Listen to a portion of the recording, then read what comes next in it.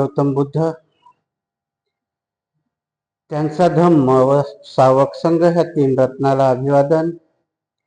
परमपूज्य बोधिसत्व विश्वरत्न डॉक्टर बाबासाहेब आंबेडकर यांच्या धम्मक्रांतीला पंचांग प्रणाम. उपस्थित उपासक उपासिका, ऑनलाईन बघणारे उपासक आणि उपासिका यांच्या प्रति मंगल मैत्री. वर्षावासाचा आज तिसरा दिवस. काल आपण कार्ल मार्क्स की बुद्ध हा ग्रंथ वाचण्याचं ठरवलं आणि म्हणून काल मी कार्ल मार्क्सची थोडीशी पार्श्वभूमी तुम्हाला सांगितली होती. कारण संपूर्ण कार्ल मार्क्स मला वाटतं पूर्ण वर्षवासभर पुरेल एवढं त्याचं चरित्र आहे, म्हणून मला ते सांगता नाही येणार.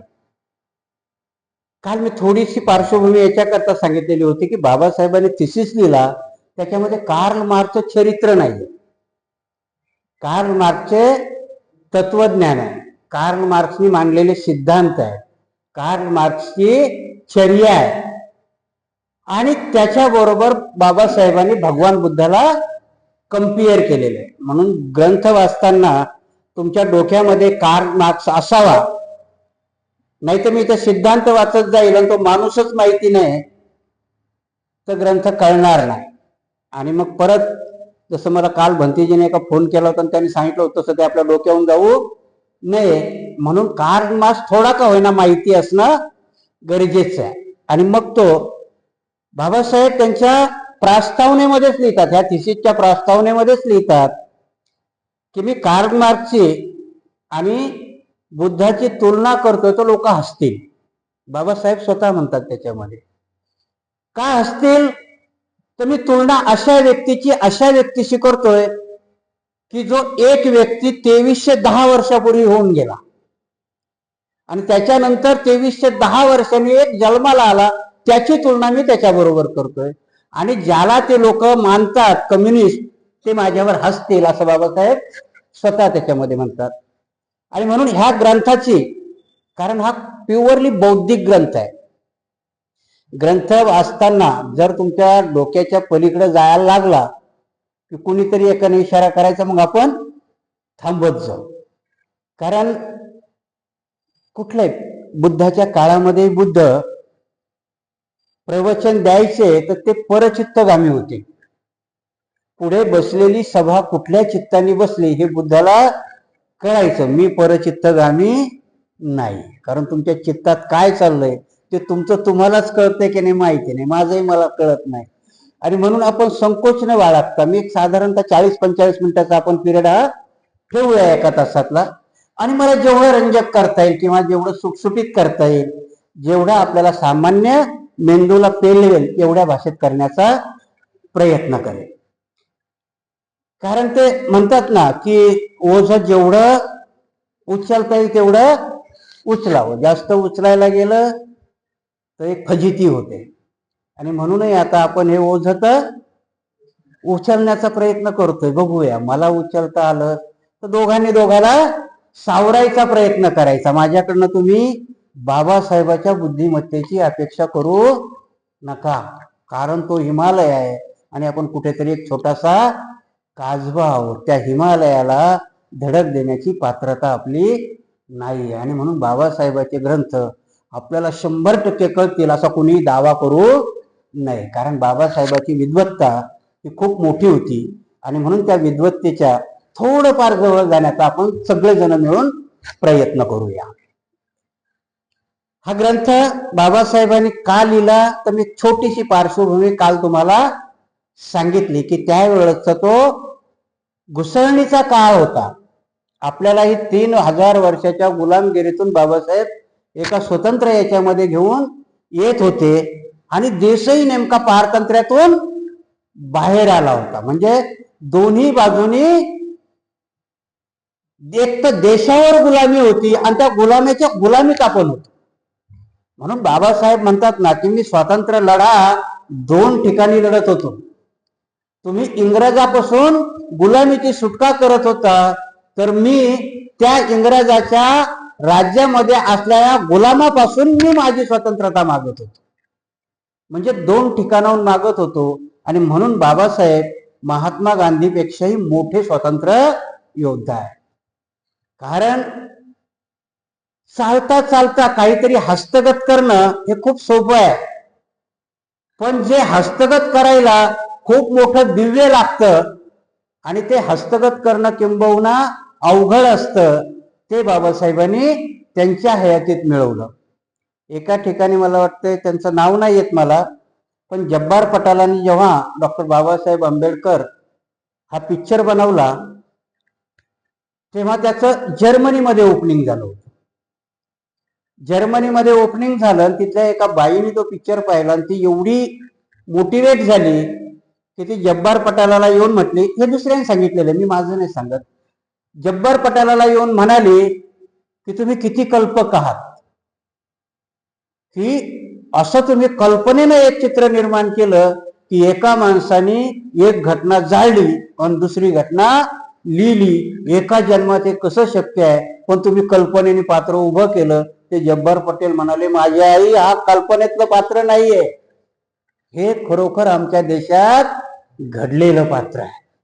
म्हणजे बाबासाहेबाचं चरित्र, बाबासाहेबाचा इतिहास एखाद्या कल्पनेच्याही पलीकडचा वाटतो आणि म्हणून तो आपला महामेरू, आपण त्याच्यामध्ये त्याला आपण आपला उच्च गुरुस्थानी मानतो. त्या महात्म्याचं चरित्र, त्या महात्म्याचं वाङ्मय, त्या महात्म्याचं वाङ्मय वाचणं किंवा ते आत्मसात करणं ही साधी गोष्ट नाही, कारण समजणं खूप मोठं असतं. आणि म्हणून बुद्ध धम्म हे बाबासाहेबही म्हणतात की बुद्ध धम्म हा विद्वानाचा धम्म आहे, ऐऱ्या गैऱ्याचा धम्म नाही. आणि त्या विद्वानाची दुसऱ्या विद्वानाशी तुलना करताना बाबासाहेब सुरुवातीलाच काय लिहितात की आजची प्रस्तावनेवर आपण विवेचन करूया. कार्ल मार्क्स व बुद्ध यांच्यामधील तुलना विनोद म्हणूनही मानली जाईल, त्यात आश्चर्य वाटण्याचं कारण नाही. मार्क्स व बुद्ध यांच्यात 2381 वर्षाचे अंतर आहे. बुद्ध इसवी सन पूर्व 563 मध्ये जन्माला आला व कार्ल मार्क्स इसवी सन 1818 मध्ये. कार्ल मार्क्स हा एक नव्या तत्वज्ञानाचा, नव्या राज्य व्यवस्थेचा, नव्या अर्थशास्त्रीय पद्धतीचा शिल्पकार असल्याचे समजण्यात येते. दुसऱ्या बाजूस बुद्ध हा ज्याच्या राज्यशास्त्राशी व अर्थशास्त्राशी काहीही संबंध नाही असा धर्माचा संस्थापक यापेक्षा आणखी कोणीही नाही असे मानले जाते.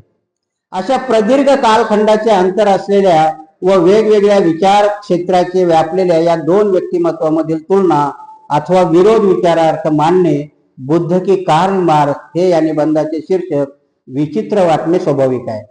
मार्क्सवाद्यांना साहजिक त्याचे हसू येईल आणि मार्क्स व बुद्ध यांचा एकाच पातळीवर परामर्श घेण्याच्या कल्पनेची ते कुचेष्टा करतील. मार्क्स किती आधुनिक व बुद्ध किती प्राचीन. मार्क्सवादी म्हणतील की बुद्धाची त्याच्या गुरुशी तुलना करता बुद्ध निव्वळ आदिम ठरणे क्रमप्राप्त आहे. अशा दोन व्यक्तीमध्ये कसली तुलना होऊ शकणार.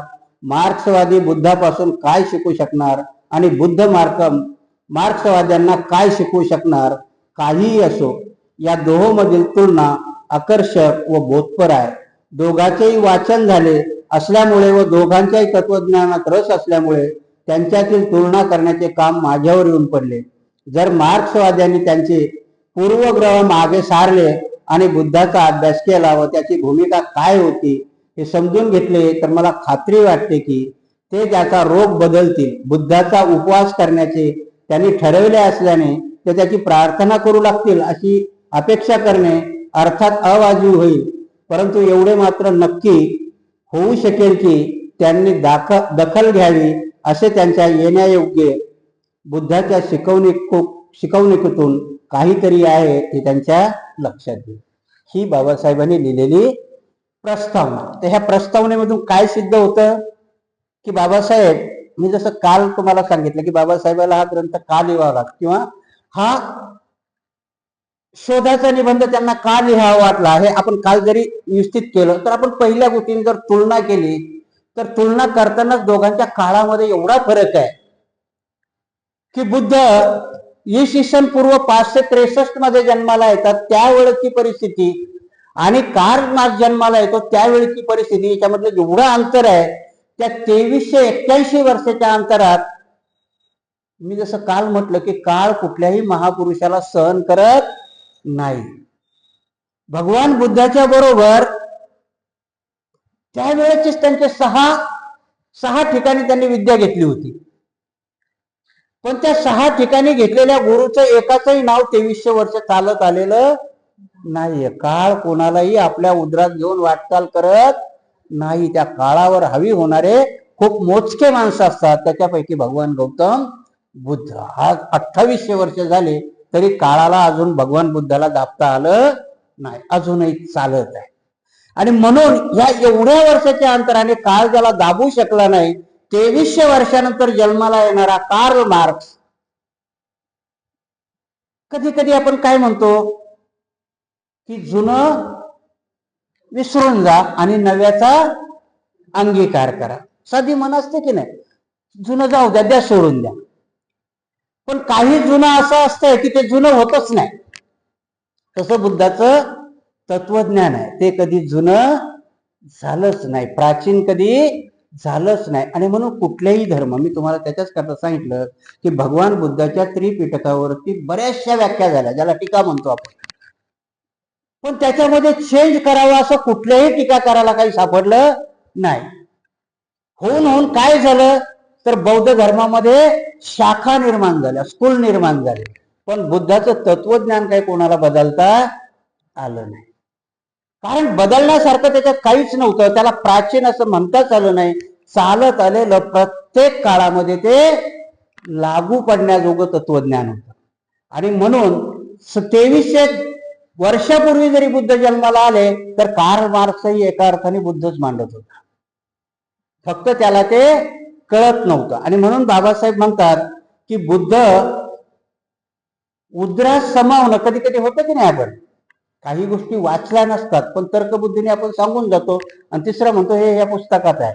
प्रत्येकाच्या बाबतीत असं कधी कधी तरी घडतं की आपण ते पुस्तक वाचलेलं नसतं, पण आपण सहजपणाने त्याच्यामधलं तत्वज्ञान बोलून जातो. आणि कुणीतरी म्हणतं की अरे ते त्याचं आहे, तुझं नाही आहे ते.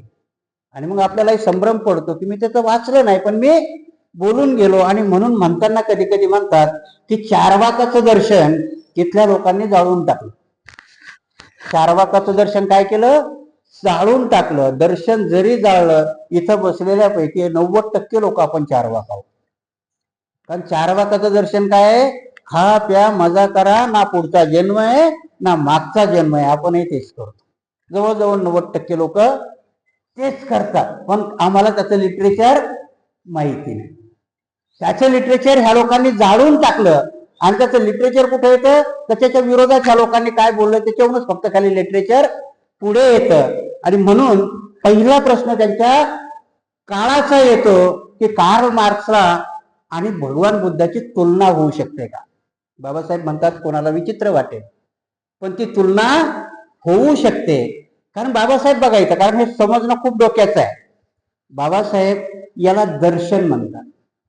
काल मी जसं सांगितलं तसं कार्ल मार्क्स तत्वज्ञान कार्ल मार्क्सने कशावर मांडलंय, राजकीय मांडलंय, आर्थिक मांडलंय आणि सामाजिक मांडलंय.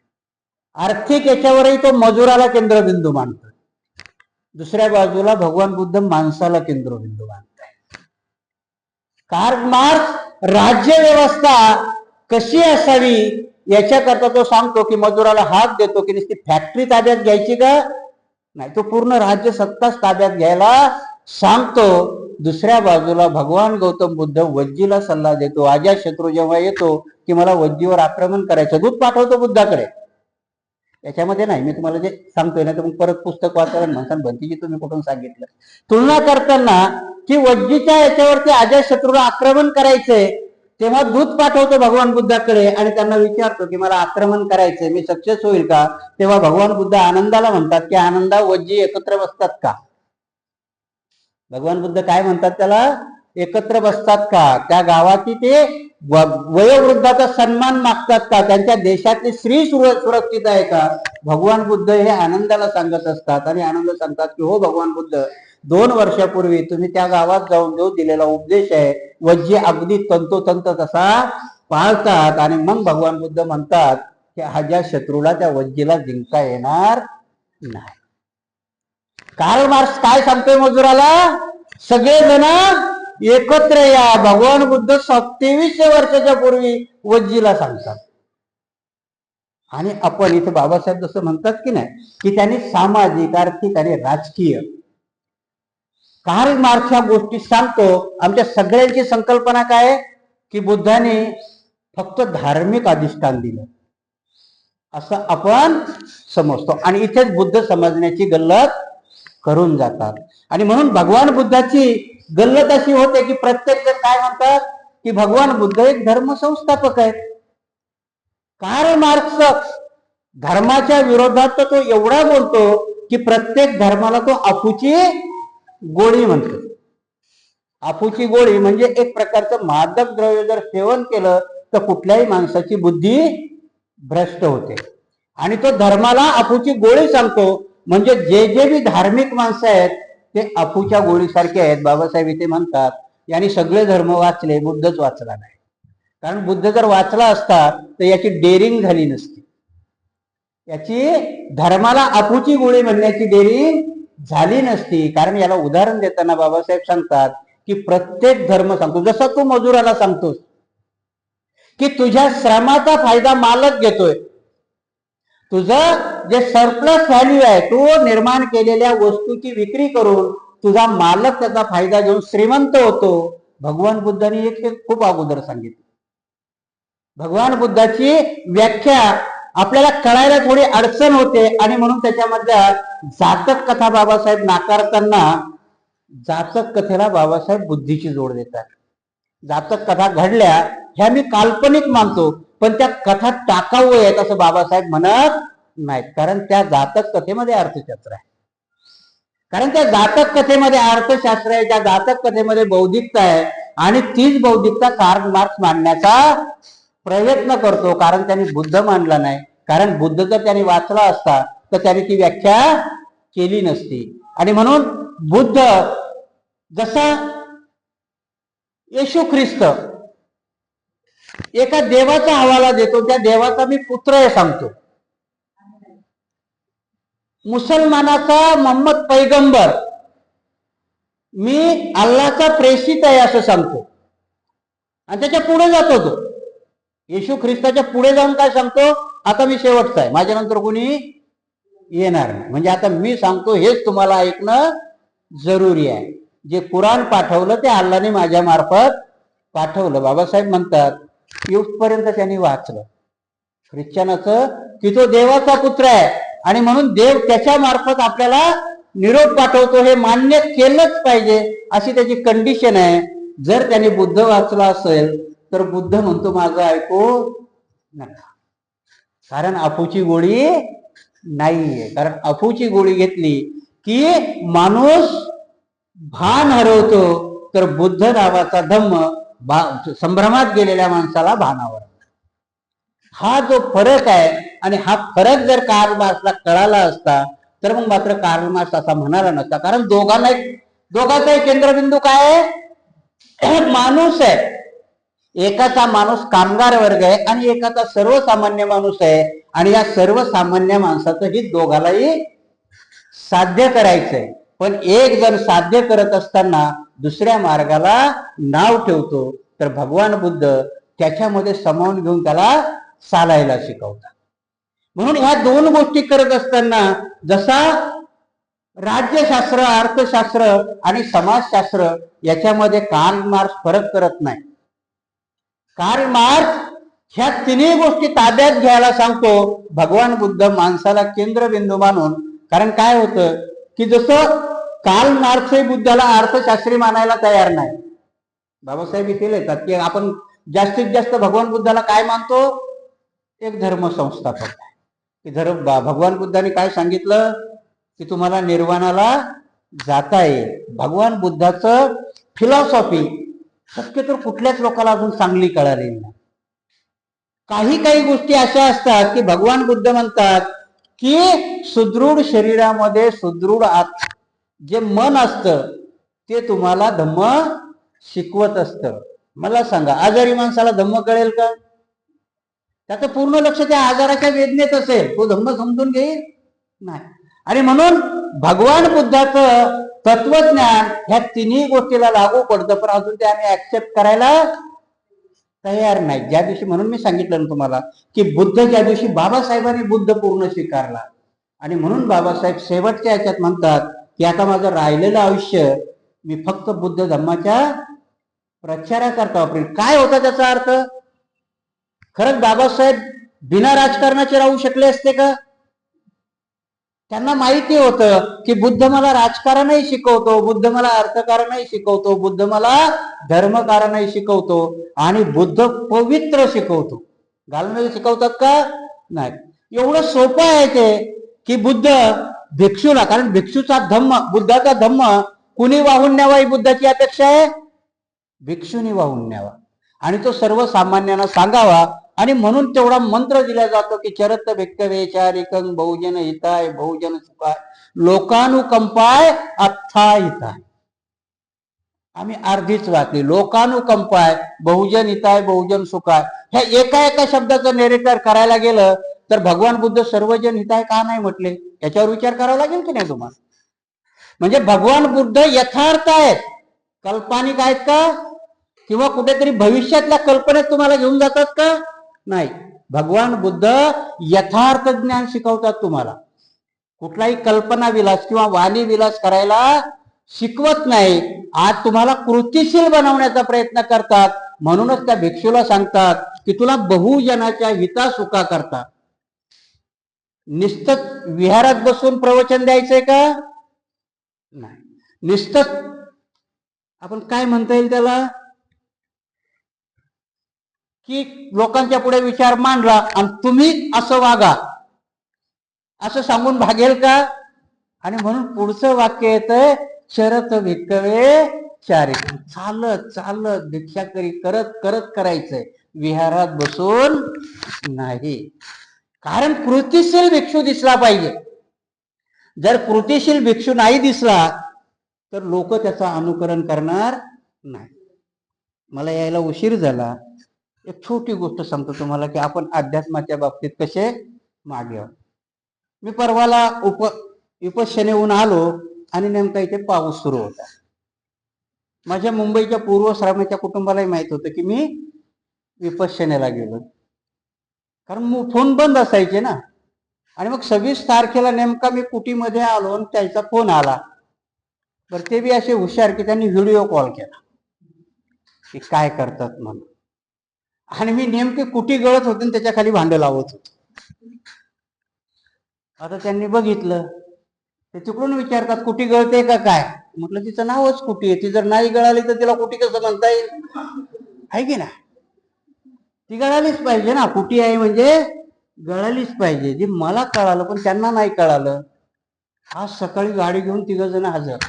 चला म्हणे हे चिवर बिवर उतरा, हे सगळं पाणी गळतंय काय. जेव्हा मेश्राम साहेब मला न्यायला आले तेव्हा ते सगळी मिटिंगच बसलेली होती. सांगण्याचा उद्देश असा असतो की आपल्याला कळायला खूप उशीर लागतो, वेळ लागतो, आणि ते स्वीकारायला तर अजून वेळ लागतो. माझी कुटी गळते, त्यांच्याकडे ती फॅसिलिटी आहे म्हणून ते न्यायला आले. त्यांचंच घर गळत असतं तर आले असते का? नाही, म्हणले असते बरं आहे आमचं गळते तर आम्ही एक भांडवल याला कुठं मदत घेऊन येतात. ज्या गोष्टी आपल्याला धम्माने शिकवायला सांगितल्या आणि त्या ऍक्सेप्ट करायला सांगितल्या त्या आपल्याला करता आल्या पाहिजे. आणि म्हणून इथे बुद्ध धर्म सांगत नाही, ते धम्म सांगत आहे. आणि कार्ल मार्क्सला बघा, बाबासाहेब किती दूरदृष्टीचे की कार्ल मार्क्सलाही त्यांनी कृष्णासारखं झिडकारलंय का? नाही. बाबासाहेब म्हणतात की कार्ल मार्क्सही माणसाचाच विचार करतो, पण कधी कधी विचार हे वाजवटे असतात. आजही आई, मी नेहमी उदाहरण देताना सांगतो की आमची पहिली आई रडायला लागलं की एक तर लेकराला काही खाई घालायची नाही तर थोबाडात मारायची, बैस चुपचाप. आत्ताची आई काय करते? ते रडायला लागलं की मोबाईल हातात. ऍक्च्युली त्या मोबाईलचे एवढे दुष्परिणाम त्या मुलावर होतात, पण ती आई, तिला कळतंय का ते? तिला वाटतं की हा थोडा वेळ का होईना शांत झाला पाहिजे. तिच्या मनात कधीच मुलाचं वाईट व्हावं हा विचार आहे का? पण न कळतपणे त्याच्या मुलाचं वाईट करत असते. तसाच विचार होता कार्ल मार्क्सचा. बाबासाहेब सांगतात की कार्ल मार्क्स त्याला कामगाराविषयी आणि माणसाविषयी तळमळ होती, नव्हती अशी नाही, पण आत्ताच्या आईसारखी ते उपाशी आहे म्हणून दिला त्याच्या हातात मोबाईल, म्हणून कम्युनिझम त्याच्या हातामध्ये चिटकावला. काल मी जसं तुम्हाला सांगितलं की हिटलरनी 6 लाख लोक चेंबरमध्ये मारली. का मारली? तो वेडा होता. त्याच्या डोक्यात एक धार्मिक संकल्पना होती. तोही म्हणत होता की ह्या जगावरती राज्य करण्याचा फक्त आर्यांना अधिकार आहे, ज्यूंना नाही. ही तेवढीच विदारक आणि तेवढीच विषारी संकल्पना अरिस्टोची आहे.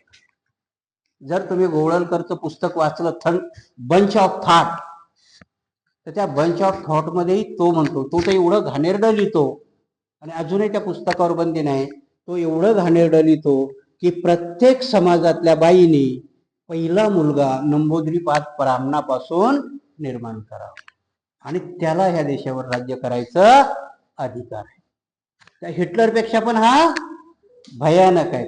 बंच ऑफ थॉट मध्ये तुम्ही जाऊन जर वाचलं तर त्याची ही संकल्पना आहे की ह्या देशावर फक्त राज्य कोण करू शकतं? ब्राह्मण. त्यांनी हिटलरही लोकांमधून निवडून आला होता. नाझी ही त्याची पार्टी, जशी यांची बीजेपी ही पार्टी आहे की नाही, तशी त्याची ती नाझी ही पार्टी होती.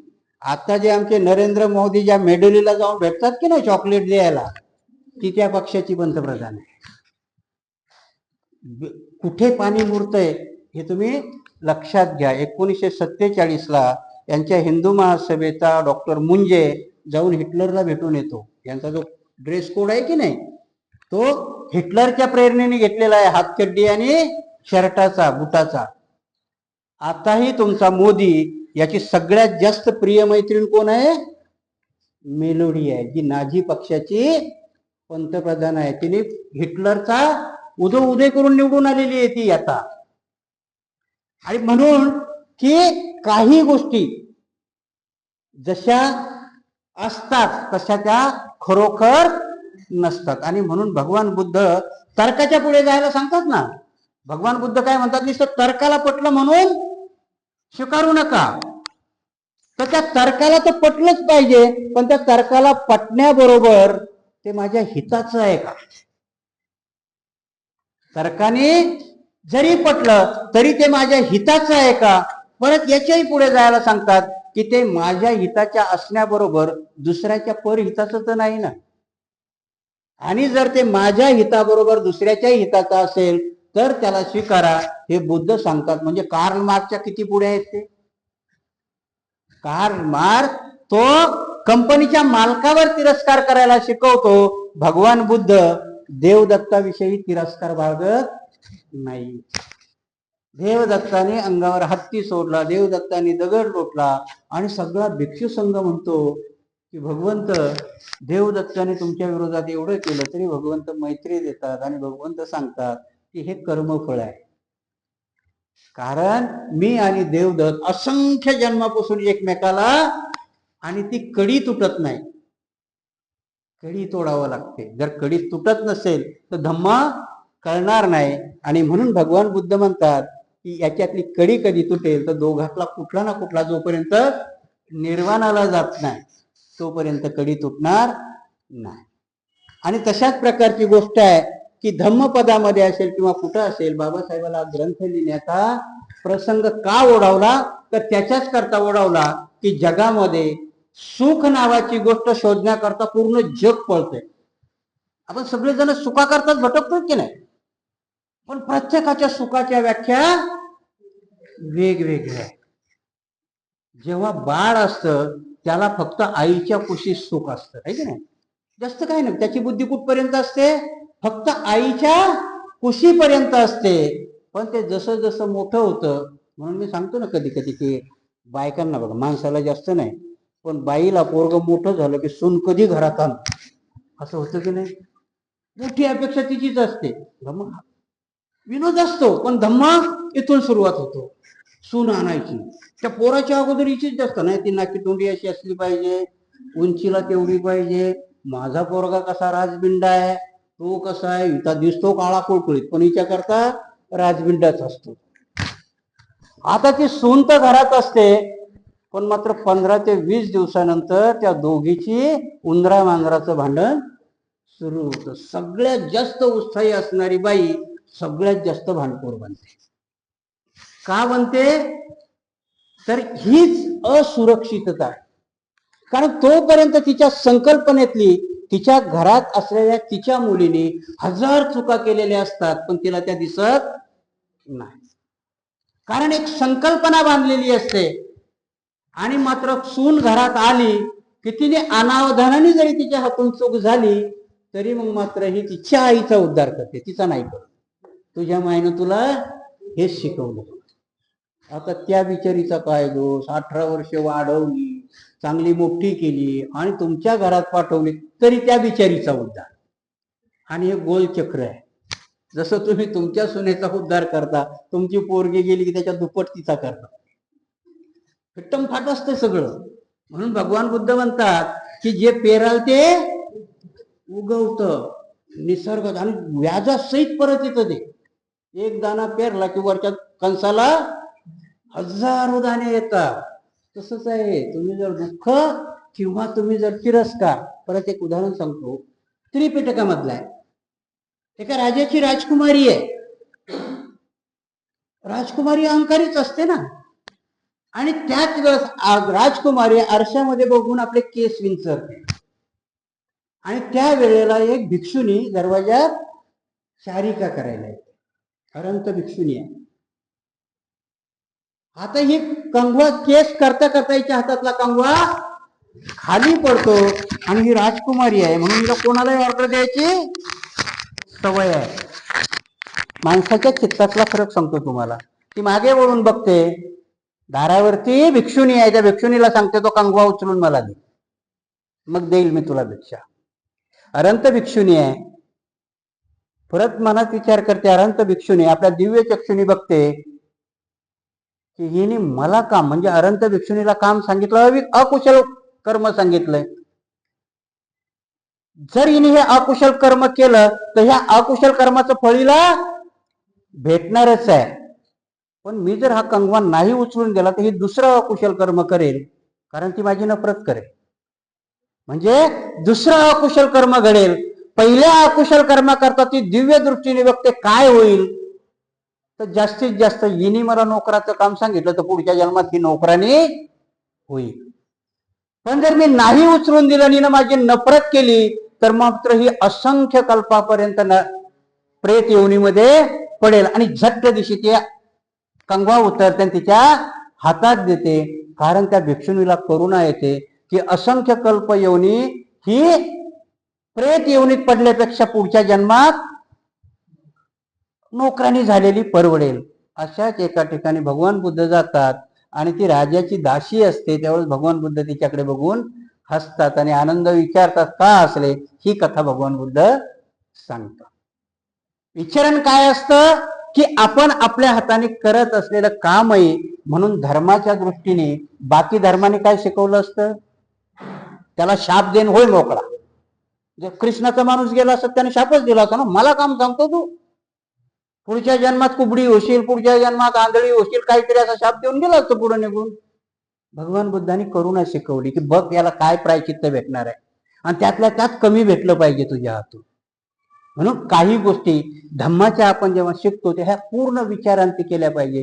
कार्ल मार्क्सने धम्म वेगळेच वाचले, बुद्ध त्यांनी वाचला नाही. बुद्ध जर वाचला असता तर त्याची हिंमत नसती झाली की धर्म ही अफूची गोळी आहे म्हणायला. कारण बाबासाहेब म्हणतात की बुद्ध धर्म जर अफूची गोळी असती तर तो जगामध्ये पसरला नसता. ख्रिश्चनाचाही धर्म, मुस्लिमाचाही धर्म, हिंदूचाही धर्म, बाबासाहेब इथे याच्यातच लिहितात की 4 लोक जगामध्ये सध्या आजही काळाच्या बरोबर आहे. पहिलं कोण आहे तर बुद्ध आहे, दुसरा येशू ख्रिस्त आहे, तिसरा मोहम्मद पैगंबर आहे आणि नाही म्हणायला गेलं तरी हिंदू धर्माचा कृष्ण आहे. बाबासाहेब या थिसिस मध्येच लिहितात. पण या तिघांमध्ये जरी गेलं तर अफूची गोळी ह्या तिघांना लागू पडते, बुद्धाला लागू पडत नाही. कारण बुद्ध संभ्रम अवस्था निर्माण करतच नाही. बुद्ध तुम्हाला मार्गपथावर आणतात. बुद्ध वास्तवाला सोडून माणसाला जाऊच देत नाही. वास्तवाशी माणसाला खिळवून ठेवतात बुद्ध. आणि म्हणून बाबासाहेबांनी म्हटलं की इथं प्रश्न निर्माण होतो की बुद्धाकडून मार्क्सला काय मिळालं असतं. प्रस्तावनेत बाबासाहेब काय म्हणतात की जर मार्क्सने बुद्ध वाचला असता तर त्याला नक्की बुद्धाकडून त्याला जे अपेक्षित आहे ते सगळं मिळालं असतं. आणि त्याचं दास कॅपिटल नावाचा ग्रंथ थोडा वेगळ्या याने गेला. कारण दास कॅपिटल लिहायला कार्ल मार्क्सला 16 वर्ष लागलेली आहेत. ते एक पुस्तक लिहायला मार्क्सने किती वर्ष लिहिलेलं आहे? 16 वर्ष लागलेली आहेत त्याला. आणि तेही दास कॅपिटल त्याच्या हयातीत लागू नाही झालं, तो मेल्यानंतर. म्हणून मी काल जसं तुम्हाला सांगितलं ना त्याचे 3 खरे शिष्य होते, तसे कार्ल मार्क्स मेला तेव्हा 11च होते. कार्ल मार्क्स जेव्हा मेला तेव्हा त्याला जाळायला 11च लोक होती, जास्त नव्हती. आपण बाबासाहेबाला अनुयायी म्हणतो. बाबासाहेबाच्या प्रेत यात्रेला अजून तेवढी लोक कोणाच्याच प्रेत यात्रेला जमली नाहीत जेवढे बाबासाहेबाच्या प्रेत यात्रेला होती. आणि निस्तीच नव्हती तर ओक्साबोक्शी रडत होती. आणि तेवढ्या दिवशी आजही बाबासाहेबाच्या 6 डिसेंबरला तुम्ही जाऊन आलाच असेल, कोणी ना कोणी प्रत्येक वेळेस जाऊन आला असेल. त्या मुंबईमध्ये शिवाजी पार्कला एवढी गर्दी होते, परंतु त्या लाखो करोडोच्या अनुयायामध्ये बाबासाहेबाची बुद्धिमत्ता, बाबासाहेबाचं व्हिजन, बाबासाहेब जाऊन आज 70 वर्ष होत आहेत तरी पण पूर्ण होत नाही. कम्युनिझम लाख कोसळलं पण त्या 11 त्याच्या अनुयायांनी अर्ध्या जगामध्ये नेलं. रडले नाहीत ते. त्याच्या प्रेताच्या बाजूला उभं राहून मनातल्या मनात सांगत होते की मार्क्स, तू जो स्वप्नात पाहिलेला कम्युनिझम आहे आम्ही हा जगात नेण्याचा प्रयत्न करू. आमची लोक बाबासाहेबाच्या प्रेताजवळ फक्तच रडत होती आणि 70 वर्षापासून फक्त रडतायत. आजही आम्हाला बाबासाहेब महाराष्ट्रच काय त्या महाराष्ट्रामधल्या 59 जातीमध्ये नेता आला नाही. जर नेता आला असता तर आज मान तुम्हाला शिव्या द्यायला उभा राहिला नसता. देतो ना शिव्या, त्याला जबाबदार आपण बी आहेत ना थोडेफार, नाही असं नाहीये. म्हणून मी तुम्हाला प्रतिनिधीची व्याख्या सांगितली होती. बाबासाहेबाला ती अपेक्षित होती.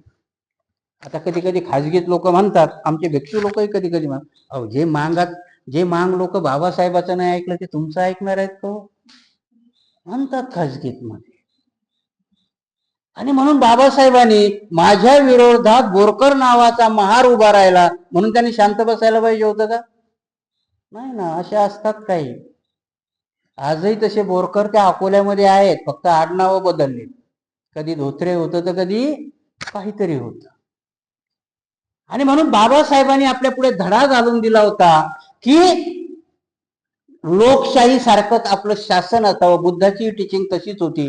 कारण बुद्धालाही त्यावेळेस चिक्कार विरोध झाले होते. बुद्ध असेच नव्हते आले, कारण बुद्धाच्या वेळेची परिस्थिती तर खूप भयान होती. बुद्धाला जसे घरात देवदत्ताचा विरोध घरातलाच विरोध होता ना, आणि तोही जीवावरचा विरोध होता.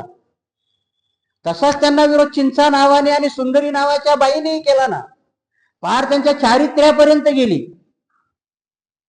आणि म्हणून हा विरोध त्यांनी जर बुद्धाने विरोध होतोय म्हणून सोडून दिलं असतं तर आज आपण एवढं सुंदर जीवन जगण्याकरता लायक झालो असतो का? नसतो झालो.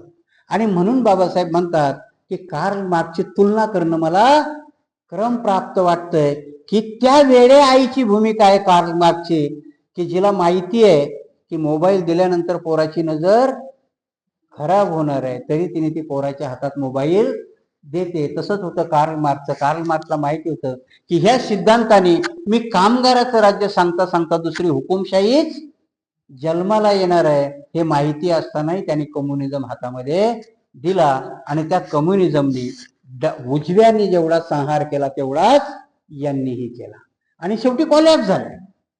आज जगामध्ये तुम्ही जर बघितलं तर किंग जोम नावाचं ते उत्तर कोरियाचं तुम्हाला माहिती आहे का नाही?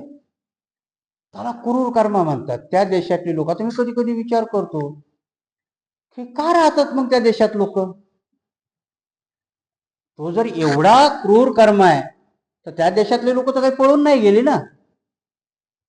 म्हणून कधी कधी पिक्चर मध्ये तुम्ही खलनायक म्हटलं असेल की नाही, मोठ्या माणसाची चोरी करतो आणि झोपडपट्टीत वाटतो, मग तो झोपडपट्टीचा हिरो असतो की नाही. आणि मग तो झोपडपट्टीचा हिरो आहे म्हणून त्याला पूर्ण मार्क देऊन मोकळं व्हायचंय का? नाही व्हायचं ना. बाबासाहेब इथेच सांगतात, आणि म्हणून मी जसं काल सांगितलं की बाबासाहेब म्हणतात, स्त्री आपल्या चारित्र्याचं दान देऊन कधी व्यक्तीशी कृतज्ञ होऊ शकत नाही. हे शील तिचं ती कोणालाही अर्पण करू शकत नाही.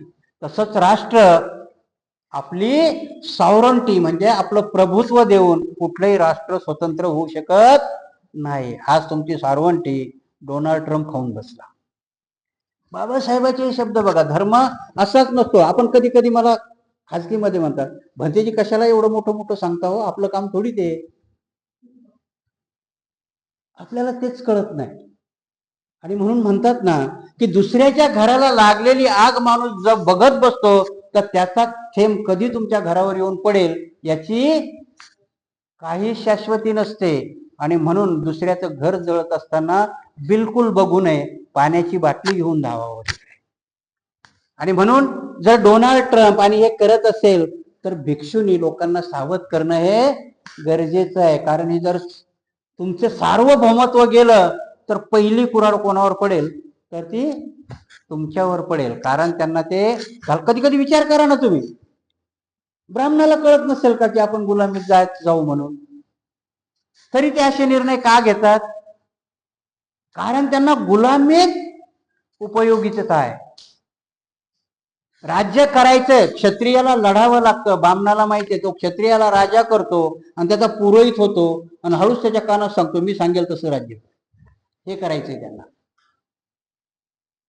आज लोकांच्या लक्षात येत नाही की असे निर्णय का होतात. 4% शिक्षणावरचा खर्च 1% का येतो? कारण जोपर्यंत जनता अनाडी होत नाही तोपर्यंत शास्त्रातल्या भाकड कथाला मानणार नाही. कारण शिकलेले लोक आहेत की नाही, आता बरेचसे आपल्यातले अर्धे साईबाबाला जातात पण बाकीचे नाही जात ना. कारण का? शिकलेत, डोक्यामध्ये ज्ञान आलं, विज्ञान आलं. आणि म्हणून कळतं की कुठल्याही देवाला नवस करून पोरग होत नाही, त्याच्याकरता नवरा करावा लागतो. तसं पोरग होईल का? नाही हो. तुकाराम महाराज म्हटले ना, नवसा सायसा मुलं होती तर का कारणे लागे पती.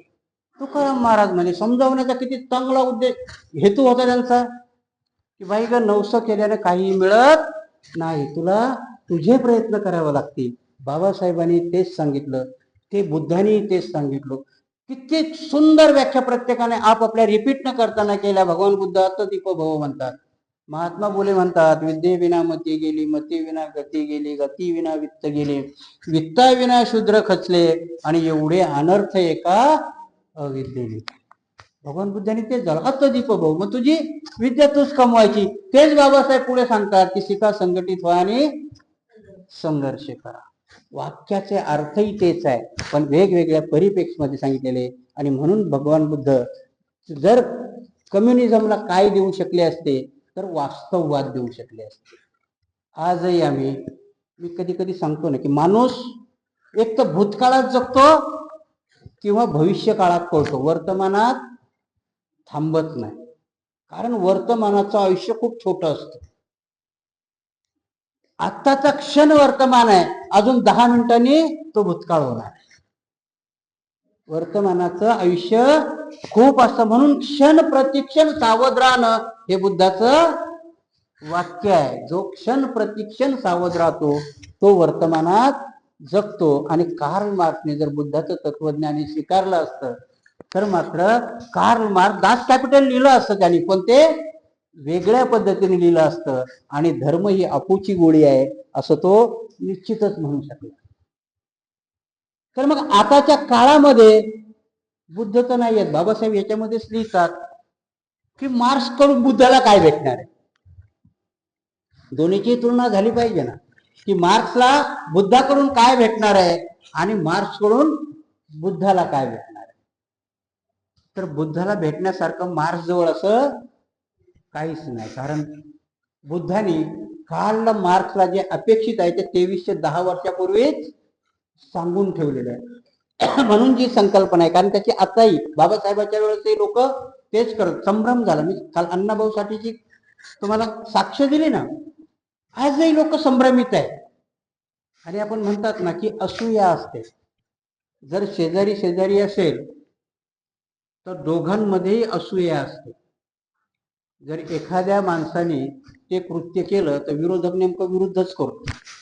म्हणून मी तुम्हाला सांगितलं ना की आपली अपेक्षा, मी लाख म्हणतो की आपण बौद्ध होण्याकरता झटलं पाहिजे, पण मांग बौद्ध व्हायला तयार होत नाही. तो ख्रिश्चन होईल एक, पण बौद्ध होणार नाही. उदाहरण आहे तुमच्या पुढे, मी कधीच खोटं नाही बोलत. तुम्ही सर्वे करा, मांगामध्ये आता 25% जमात ख्रिश्चन झाली आहे आणि काही होण्याच्या मार्गावर आहे. त्यांना खरंच इश्यू कळलाय का?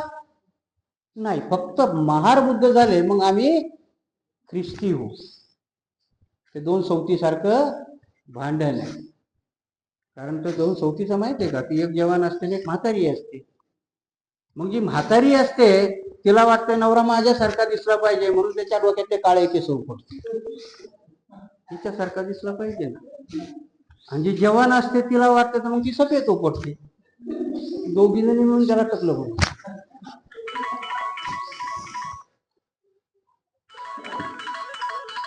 अरे बाबा,